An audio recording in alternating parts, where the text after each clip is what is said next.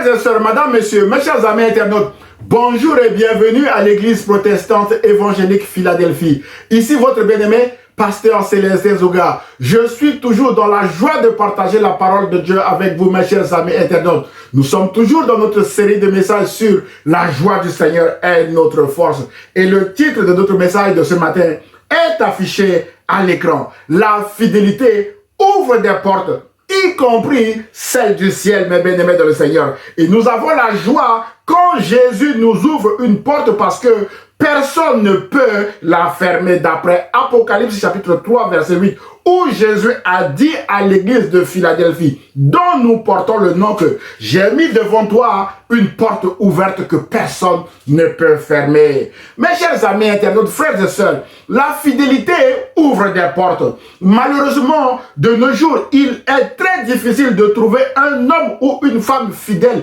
un homme ou une femme de confiance avec qui on peut entretenir une relation d'affaires durable, une relation maritale durable, une relation amicale durable. Autrement dit, l'infidélité est devenue un phénomène de société et une difficulté à gérer pour les grandes entreprises, pour les familles, pour les amis, pour les couples et même pour l'église du Seigneur, mes chers amis internautes.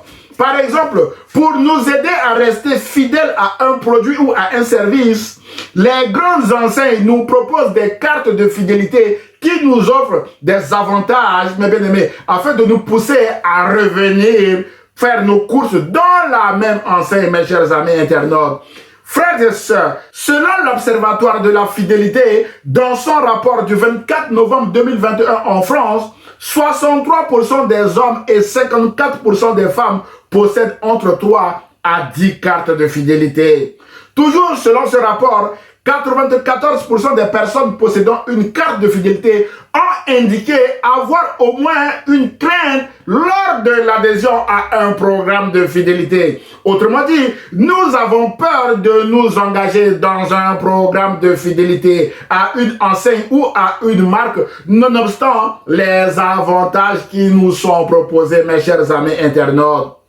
Frères et sœurs, ce constat rejoint une étude précédente menée par le même organisme qui a révélé qu'en France, 77% des clients possèdent une carte de fidélité concurrente à celle de l'enseigne de leur carte de fidélité préférée. Autrement dit, sur 100 personnes, 77 personnes préfèrent 2 enseignes concurrentes en même temps, mes chers amis internautes. La question est, à quelle enseigne sommes-nous vraiment fidèles, mes chers amis internautes? Toujours selon cette étude, 90% des clients ont abandonné au moins un programme de fidélité. Autrement dit, les avantages offerts à travers la carte de fidélité ne nous empêchent pas d'abandonner un programme de fidélité. Waouh! Frères et sœurs, mes chers amis internautes, ce phénomène d'abandon ou d'infidélité n'est pas nouveau. La Bible parle aussi des serviteurs infidèles avec les conséquences dramatiques de leur infidélité, mes chers amis internautes. C'est dans ce contexte que je vous invite à étudier aujourd'hui cette thématique de fidélité en 3 points, mes chers amis internautes. Point numéro 1, la fidélité de Dieu est le socle de notre foi. Mes chers amis internautes, frères et sœurs, qu'est-ce que la fidélité? Selon le dictionnaire Larousse, la fidélité, c'est la qualité de quelqu'un qui ne trahit pas un serment. Fidélité à la parole donnée, mes bien-aimés. La fidélité, c'est la qualité de quelqu'un qui est fidèle, dévoué, attaché à quelque chose, attaché à quelqu'un. Fidélité à un principe, mes chers amis internautes. Frères et sœurs, Dieu est fidèle. Point. C'est le socle de notre foi. Notre foi est assise sur la fidélité de Dieu, mes chers amis internautes. Dieu ne ment jamais. L'auteur de l'Épître aux Hébreux dit qu'il est impossible que Dieu mente. D'après Hébreux chapitre 6, verset 18, mes bien-aimés. La Bible dit aussi que il n'y a ni changement, ni ombre de variation en Dieu, mes chers amis internautes. Ainsi donc, Dieu ne trahit jamais son serment ou son alliance. Dieu ne peut pas dire autre chose aujourd'hui et demain, il se dédie encore. Non, mes bien-aimés dans le Seigneur. Ce que Dieu dit, il le fait. Ce que Dieu promet, il le réalise. Et Dieu n'abandonne jamais ses enfants ou ses serviteurs. De grands hommes et femmes de Dieu dans la Bible qui ont connu et vécu la fidélité de Dieu n'ont plus voulu le quitter, mes bien-aimés dans le Seigneur. Parmi eux, nous voulons citer ce matin notre patriarche Abraham. Frères et sœurs, Abraham a connu la fidélité de Dieu. En effet, appelé à 75 ans à quitter sa terre, sa famille, pour partir vers une terre inconnue, avec la promesse de devenir une grande nation, d'après Genèse chapitre 12, Abraham a vu s'accomplir cette promesse à l'âge de 100 ans, avec la naissance de l'enfant de la promesse, Isaac, après 25 années d'attente, mes chers amis internautes, d'après Genèse chapitre 21, verset 5. Frères et sœurs, la descendance d'Abraham va devenir nombreuse et va se retrouver en Égypte à cause des disputes et des querelles de famille, avec l'histoire de Joseph que nous lisons en Genèse chapitre 37 à 50. Dieu va rester fidèle à son alliance avec Abraham en faisant sortir par sa main triomphante son peuple, en utilisant puissamment son serviteur Moïse.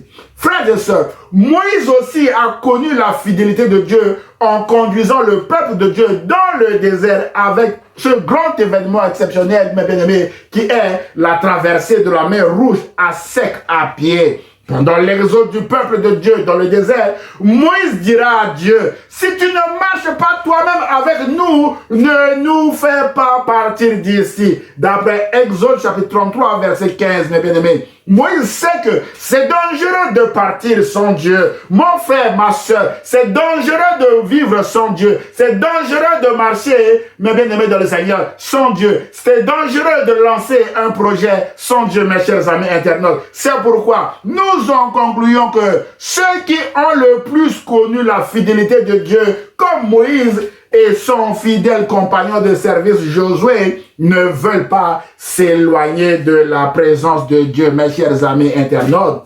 Frères et sœurs, Dieu est fidèle. Sur le mont Sinaï, la Bible déclare en Exode chapitre 34, verset 5 à 7 que l'Éternel descendit dans la nuée. Il se tint là près de lui, c'est-à-dire de Moïse, et proclama son nom. Il passa devant Moïse en proclamant « L'Éternel, l'Éternel, un Dieu plein de compassion et de grâce, lent à se mettre en colère et riche en amour et en fidélité. » On souligne riche en fidélité. Dieu dit, je conserve mon amour jusqu'à la 1000e génération. Je pardonne le crime, la faute et le péché, mes chers amis internautes. Mon frère, ma soeur, peut-être que votre cœur vous condamne ce matin à cause de vos nombreux péchés. Le Dieu fidèle est plus grand que votre cœur et ce Dieu veut vous pardonner aujourd'hui. Alors, répondez-vous, mes bien-aimés de le Seigneur. Répondez à cet appel de pardon en vous confessant et en recevant le pardon de Dieu à travers le sang de Jésus-Christ qui a coulé à la croix pour vous laver de toutes vos iniquités et de tous vos péchés, mes chers amis internautes, et pour vous rendre purs, frères et sœurs. Mon frère, ma sœur, Dieu est fidèle veut dire que Dieu ne vous abandonnera jamais. Un homme ou une femme peut nous abandonner, mes bien-aimés dans le Seigneur, mais Dieu ne nous abandonnera jamais, mes chers amis internautes. Peut-être que ce matin, vous êtes en attente de quelque chose de la part de Dieu. Peut-être que ce matin, quelqu'un vous a abandonné en chemin et ça vous fait mal, mes chers amis internautes. Peut-être que ce matin, vous avez des obstacles infranchissables devant vous, comme Moïse face à la mer Rouge. Peut-être que tout est barricadé autour de vous, comme Jéricho qui était barricadé devant Josué avec des murailles infranchissables, bien aimés dans le Seigneur. Rappelez-vous tout simplement que Dieu est fidèle. Et Dieu est fidèle veut dire que Dieu ne vous abandonnera jamais, mes chers amis internautes. Le même Dieu qui a tenu ses promesses envers Abraham, envers Moïse, Josué et bien d'autres serviteurs sera aussi avec vous dans vos combats actuels, mes chers amis internautes. Alors, entrez dans le repos de la foi et ne vous inquiétez plus, car Dieu est fidèle, nous l'avons vu, veut dire que Dieu ne vous abandonnera jamais, car la fidélité s'oppose à l'abandon, mes chers amis internautes. Frères et sœurs, Dieu est fidèle et Dieu veut aussi que nous soyons fidèles car la fidélité nous ouvre des portes, y compris la porte du ciel. Rappelez-vous, mes bien-aimés, que si vous êtes chrétien, vous êtes aussi appelés des fidèles. On retrouve cette appellation dans 1 Timothée chapitre 4 verset 12 où l'apôtre Paul dit à Timothée: efforce-toi, jeune pasteur Timothée, d'être un modèle pour les croyants. On souligne croyants d'après la version Semeur de la Bible. Ou encore, sois un modèle pour les fidèles d'après la version Louis II de la Bible. Autrement dit, mes bien-aimés dans le Seigneur, les croyants sont des fidèles et des fidèles sont aussi des croyants. On voit bien que les mots fidèles et croyants sont étroitement liés comme les mots foi et fidélité. On ne peut pas être croyant sans être fidèle et inversement, mes chers amis internautes. On ne peut pas avoir la foi sans être caractérisé par la fidélité. Car ces deux mots sont indissociables, mes chers amis internautes. Autrement dit, le mot foi veut aussi dire fidélité, mes chers amis internautes. Et la fidélité ouvre des portes, y compris la porte du ciel, mes chers amis internautes. C'est ce que Jésus nous enseigne dans le deuxième point de ce message que nous allons aborder maintenant, mes chers amis internautes. Point numéro 2, la fidélité ouvre des portes. Mes chers amis internautes, frères et sœurs, dans la parabole des talents ou des 3 serviteurs, Jésus dit que le royaume des cieux ressemble à l'histoire d'un maître qui, avant de partir en voyage, a confié à ses 3 serviteurs des talents à exploiter pendant son absence, en tenant compte de leur capacité. Il donna 5 talents au premier serviteur, 2 talents au deuxième serviteur et 1 talent au troisième, mes bien-aimés. Frères et sœurs, la Bible déclare en Matthieu chapitre 25, verset 19 à 23 que longtemps après, le maître de ses serviteurs revint et leur fit rendre compte. Nous rendrons compte un jour à Jésus. Au verset 20, il est écrit que celui qui avait reçu les 5 talents s'approcha en apportant 5 autres talents. Et il dit: Seigneur, tu m'as remis 5 talents. Voici, j'en ai gagné 5 autres, mes bien-aimés. Son maître lui dit: c'est bien, bon et fidèle serviteur, tu as été fidèle en peu de choses, je te confierai beaucoup, entre dans la joie de ton maître. Celui qui avait reçu les 2 talents s'approcha aussi et il dit: Seigneur, tu m'as remis 2 talents, voici, j'en avais gagné 2 autres. Son maître lui dit: c'est bien, bon et fidèle serviteur, tu as été fidèle en peu de choses, je te confierai beaucoup. Entre dans la joie de ton maître. Mes chers amis internautes, frères et sœurs, ce maître qui est Jésus est un maître exceptionnel. Il ne fait pas de différence entre celui qui a gagné 5 talents et celui qui en a gagné que 2, mes chers amis internautes. Ils ont eu le même traitement parce qu'il est écrit au verset 15, mes bien-aimés, que le maître leur a confié les talents en tenant compte de leur capacité. Résultat des courses, les 2 premiers serviteurs qui ont fait 100% de gains ont eu la même mention dans leur dossier, mes bien-aimés dans le Seigneur. Jésus est juste et Jésus leur a dit: c'est bien, bon et fidèle serviteur. Tu as été fidèle en peu de choses, je te confierai beaucoup. Entre dans la joie de ton maître.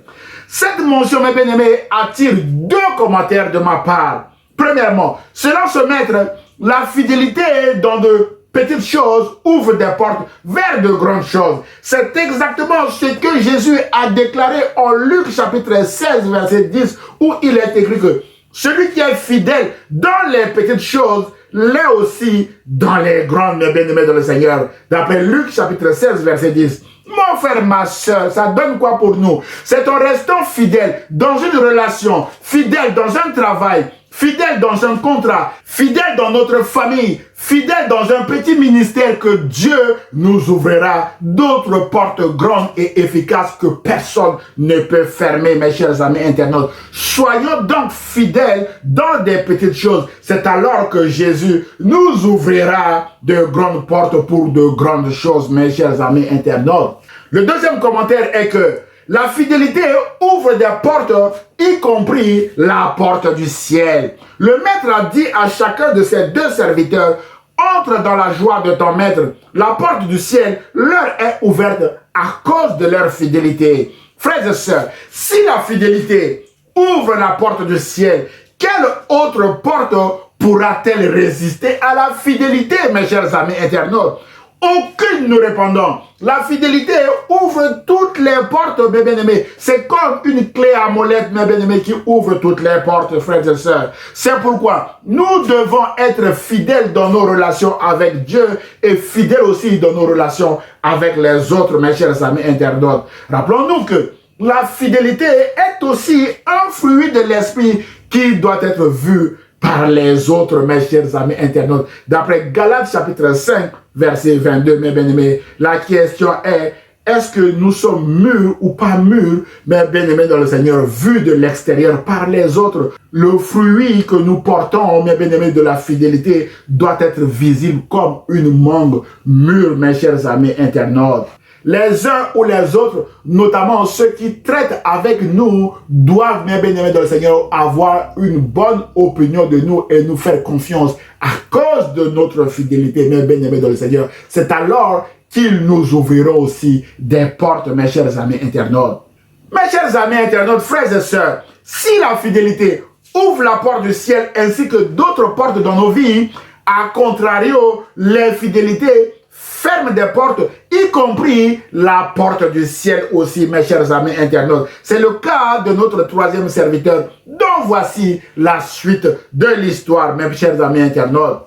La Bible déclare en Matthieu chapitre 25, verset 24 à 28 que celui qui n'avait reçu qu'un talent s'approcha ensuite et il dit, Seigneur, je savais que tu es un homme dur, qui moissonne où tu n'as pas sémé et qui amasse où tu n'as pas vanné. J'ai eu peur et je suis allé cacher ton talent dans la terre, mes bien-aimés. La peur peut paralyser un homme. La peur peut paralyser une église. La peur peut paralyser toute une armée, comme la peur avait paralysé l'armée d'Israël pendant 40 jours devant Goliath, mes chers amis internautes. Et ce serviteur continue son discours en disant à son maître, voici, prends ce qui est à toi. Son maître lui répondit, serviteur méchant et paresseux, tu savais que je moissonne où je n'ai pas sémé et que j'amasse où je n'ai pas vanné. Il te fallait donc remettre mon argent au banquier et à mon retour, j'aurais retiré ce qui est à moi avec un intérêt.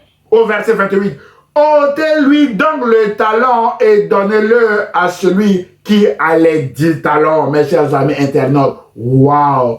Frères et sœurs, Jésus conclut au verset 30 que serviteur inutile, jetez-le dans les ténèbres du dehors où il y aura des pleurs et des grincements de dents. Mon frère, ma sœur, ce serviteur est infidèle et inutile parce qu'il n'a rien fait avec ses talents. Malgré son long discours, son maître n'est pas dupe et l'a qualifié de serviteur méchant et paresseux. Ce serviteur infidèle et inutile est mis dehors dans les ténèbres. C'est pourquoi nous en concluons que l'infidélité ferme des portes, même, mes bien-aimés, la porte du ciel. Mes chers amis, le royaume de Dieu est un royaume d'action. L'inaction est très mal vue dans le royaume de Dieu. C'est pourquoi ce serviteur inactif a été jeté dehors dans les ténèbres. Mon frère, ma soeur, Dieu nous a créés avec des talents. Talent de prédicateur, talent de musicien,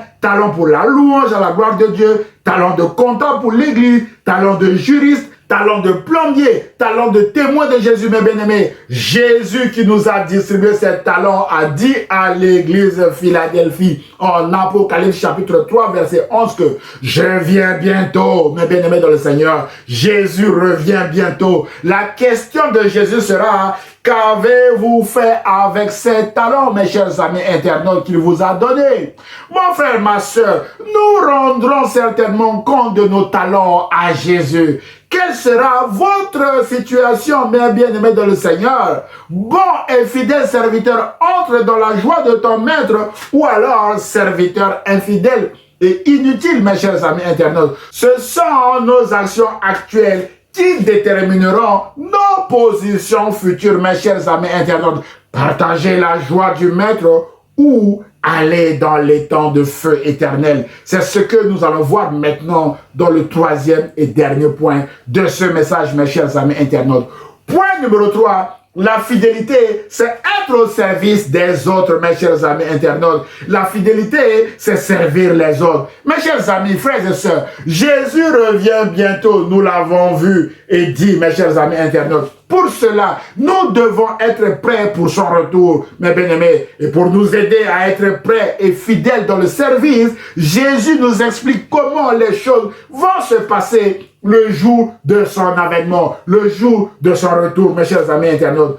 Toujours dans ce chapitre 25 de Matthieu, Jésus déclare dans les versets 31 à 42 que lorsque le Fils de l'homme viendra dans sa gloire avec tous les anges, il s'assiera sur le trône de sa gloire. Toutes les nations seront assemblées devant lui. Il séparera les uns d'avec les autres, comme le berger sépare les brebis d'avec les boucs. Il mettra les brebis à sa droite et les boucs à sa gauche. Alors le roi dira à ceux qui seront à sa droite, venez, vous qui êtes bénis de mon Père, prenez possession du royaume qui vous a été préparé dès la fondation du monde. Car j'ai eu faim et vous m'avez donné à manger. J'ai eu soif et vous m'avez donné à boire. J'étais étranger et vous m'avez recueilli. J'étais nu et vous m'avez vêtu. J'étais malade et vous m'aviez visité. J'étais en prison et vous êtes venus vers moi. Waouh, mes bien-aimés.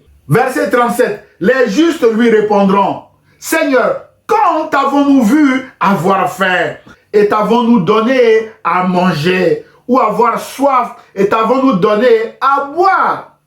Quand t'avons-nous vu étranger et t'avons-nous recueilli? Ou nu t'avons-nous vêtu? Quand t'avons-nous vu malade et en prison et sommes-nous allés vers toi? Et le roi leur répondra, je vous le dis en vérité, toutes les fois que vous avez fait ces choses à l'un de ces plus petits de mes frères, c'est à moi que vous les avez faites. Fin de déclaration de Jésus. Mon frère, ma soeur, vous remarquerez que les personnes qui seront à droite de Jésus se retrouveront au même endroit que les deux serviteurs fidèles qui ont fait l'objet de notre étude de ce matin. Autrement dit, être fidèle, c'est aussi donner à boire à ceux qui ont soif. Être fidèle, c'est recueillir un étranger. Être fidèle, c'est vêtir celui qui est nu. Être fidèle, c'est visiter celui qui est malade. Être fidèle, c'est visiter celui qui est en prison.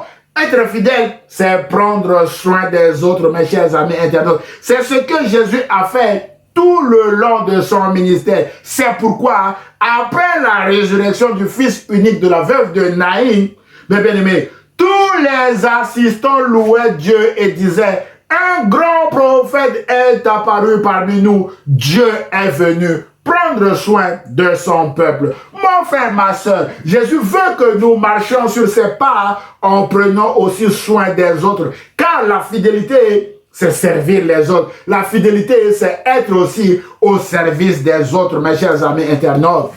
Frères et sœurs, si la fidélité est aussi le fait de prendre soin des autres, à contrario, l'infidélité est le fait de ne pas prendre soin des autres. C'est la logique. C'est ce que Jésus dira à ceux qui seront à sa gauche lors de son avènement en Matthieu chapitre 25, versets 41 à 42, où il est écrit, mes bien-aimés, retirez-vous de moi, dit Jésus, maudit, allez dans le feu éternel qui a été préparé pour le diable et pour ses anges.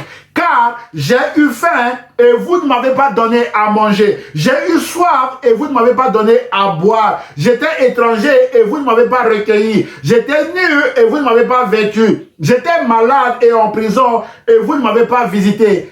Car toutes les fois que vous n'avez pas fait ces choses à l'un de ces plus petits, c'est à moi que vous ne les avez pas faites. Déclare Jésus, mes chers amis internautes. Le sermon de Jésus est clair et n'appelle aucun commentaire de ma part. Mon frère, ma soeur, l'infidélité, c'est le fait de ne pas s'occuper des autres. Rappelons-nous que les autres peuvent aussi être des membres de notre famille. À ce sujet, l'apôtre Paul dit en 1 Timothée chapitre 5 verset 8 que si quelqu'un n'a pas soin des siens et principalement de ceux de sa famille, il a régné la foi et il est pire qu'un infidèle. Frères et sœurs, pour Jésus, les infidèles et tous ceux qui sont pires que des infidèles n'entreront pas dans son royaume, car leur place est dans les temps de feu éternel, alors que les justes ou les fidèles seront appelés à vivre éternellement dans son royaume, d'après Matthieu chapitre 25, verset 46, mes chers amis internautes. D'où l'intérêt pour nous, mes bien-aimés, d'être fidèles. En conclusion de notre message de ce matin, mes chers amis internautes, frères et sœurs, nous avons vu que la fidélité ouvre des portes, y compris la porte du ciel, mes bien-aimés. Aux deux serviteurs fidèles, Jésus a dit, c'est bien, bon et fidèle serviteur, tu as été fidèle en peu de choses, je te confierai beaucoup. Entre dans la joie de ton maître. Jésus leur a ouvert la porte du ciel à cause de leur fidélité. C'est pourquoi Jésus nous recommande en Apocalypse chapitre 2 verset 10 que sois fidèle jusqu'à la mort et je te donnerai la couronne de vie. Mes chers amis internautes, frères et sœurs, il y a des récompenses pour la fidélité dans le royaume de Dieu. Le titre de Seigneur pour l'éternité a été attribué à Jésus en récompense de sa fidélité. Et Jésus nous promet aussi la couronne de vie en récompense de notre fidélité. Alors, mes bien-aimés, tenons bon et persévérons dans la fidélité afin de recevoir la vie éternelle en Jésus-Christ. Voilà le but final de ce message, mes chers amis internautes. Vous amener à la vie éternelle en Jésus-Christ. J'ose espérer que ce message vous a fait du bien. Alors, aimez-le, commentez-le et partagez-le à vos proches, mes chers amis internautes. Que Dieu vous bénisse. Prions le Seigneur. Seigneur Jésus, aide-nous à être fidèles dans de petites choses que tu nous as confiées, fidèles dans notre relation avec toi et fidèles dans notre relation avec les autres, afin que tu puisses nous ouvrir d'autres grandes portes, y compris ciel du ciel. Et nous sommes conscients que quand tu ouvres une porte, personne ne peut la fermer. C'est pourquoi, oh Jésus, nous te prions pour que ce soit toi qui nous ouvre les bonnes portes dont nous avons besoin pour avancer dans notre vie et avancer aussi vers la vie éternelle. Je prie au nom de Jésus et l'Église protestante évangélique Philadelphie répond Amen, mes chers amis internautes. Frères et sœurs, si vous avez aimé le message, merci de le liker et de le partager à vos proches. Vous pouvez également m'envoyer un mail d'encouragement, vos sujets de prière, voire même des questions ou remarques sur le message à église-philadelphie 785@gmail.com. J'aurai le plaisir de vous répondre. N'hésitez pas de vous abonner à notre chaîne YouTube ou à notre page Facebook afin de recevoir des alertes sur nos prochains messages, mes chers amis internautes. À dimanche prochain, à 10 h sur la page Facebook ou sur la chaîne YouTube de l'Église protestante évangélique Philadelphie. Et ce, si Dieu le veut. À très bientôt, mes chers amis internautes. Au revoir et que Dieu vous bénisse. Soyez fidèles.